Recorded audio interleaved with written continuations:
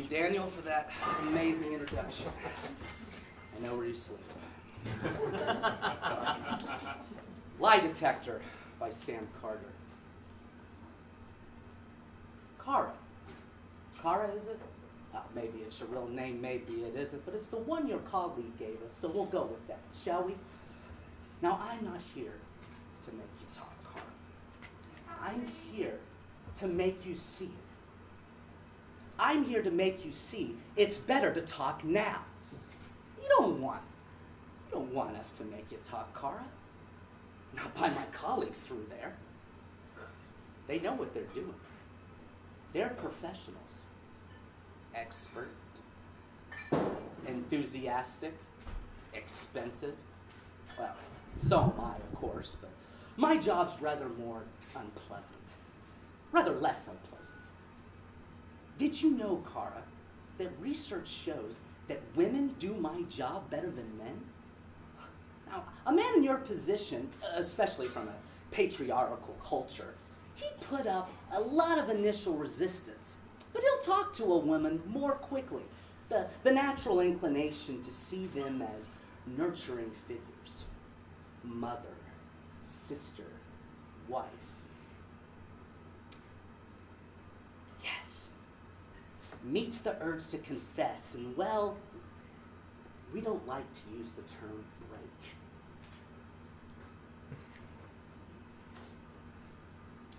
But they always confide, eventually. Women are harder to crack, you'll be interested to know, Kara. But they prefer to talk to women, too. It's a comfort thing. Now, I'm a neo-40. It all comes back to our mothers in the end. But the trouble is, it's really hard to find a woman to do this job, so you're stuck with me, I'm afraid. All right, there you go. Don't struggle, it won't help. There you go. All righty. Ah! One more. Nice and firm. All right. Sorry if it's a little too tight, but you'll get used to it. We need good skin contact with the electrodes. Whoa! Look at that jump. Well, it's certainly working. Yeah, you misunderstand me, Kara. I'm not going to shock you or torture you. That's not my job at all. The electrodes are for a lie detector. Very advanced, very sensitive. It can tell when you're lying, even when you're not saying a thing. Pretty clever, huh? The wonders of science. Now, I'm the calm before the storm, if you like. You heard of good cop, bad cop, I'm sure. Well, I'm the good cop. Well, actually, I'm not a cop. I'm a doctor. But I have to be, to make sure you're well enough to answer these questions. Now, sometimes we ask the questions in here, and you answer them, and if you don't answer them, well, you go through there. Oh, jump. Oh, don't worry, Kara. We're getting ahead of ourselves. No need to think about that. I'm sure you'll tell me plenty, whether you mean to or not. They used to call it dumb insolence, Kara, in the military. I'm sure you're familiar with the concept. You did have military training, didn't you?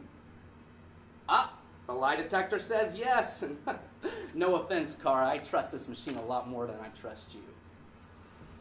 Now, you, on the other hand, don't trust me. At all.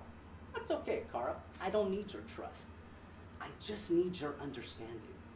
Now, I have an hour with you, and my clipboard of questions here, and depending on how well you do, or how well I do, I suppose, you'll go back to your cell after this, or you'll go next door. You don't want to go next door, Kara. Your cell's far down the corridor, I know, but I know you've heard the screams. I had one of your colleagues in here the other day, and once I got him talking, because I always get people talking, it's my specialty. One of the first things he said was, how did he know the screams weren't recorded. Well, to be honest, Kara, that was a new one on me. Of course, you and I know that the screams are real. There's just something about them, isn't there? But your colleague was trying to be brave. He was trying to tell himself that the screams were recorded. And I said yes. That was reasonable. But how do you think we recorded the screams? Well, that stopped him talking for a little while, and then it made him talk a whole lot more. The thing is, Kara, even when you don't talk, you tell me things. Not just through the lie detector, through your eyes, your tiny movements, your breath, your heartbeat, especially that. Now, I'm pretty good at reading body language. You see, even when you're secure. I've had plenty of practice. All psychiatrists have to train as medical doctors. Did you know that? See, we studied the body before we dip into the mind. But it all comes back to the body in the end, doesn't it, Kara? The inconvenient truth, the Achilles heel. It would be so much easier if your body were as strong and impervious as your mind. But it isn't. Nobody's is.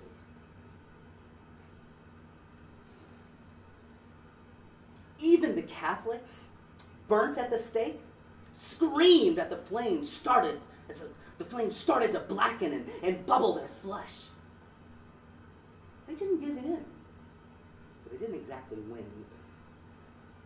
Thing is, Kara, you have to consider your position. You can refuse to give in at this stage, anyway. You can decide not to talk, though I'd probably get most of what I need from your involuntary reactions and tics. You know, they call them tells in the poker world. Kara, do you play poker?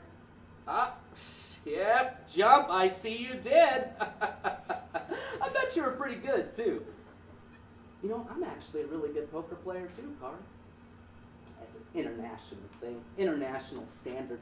Not because I'm so very wonderful at holding my own reactions, though I do try my best.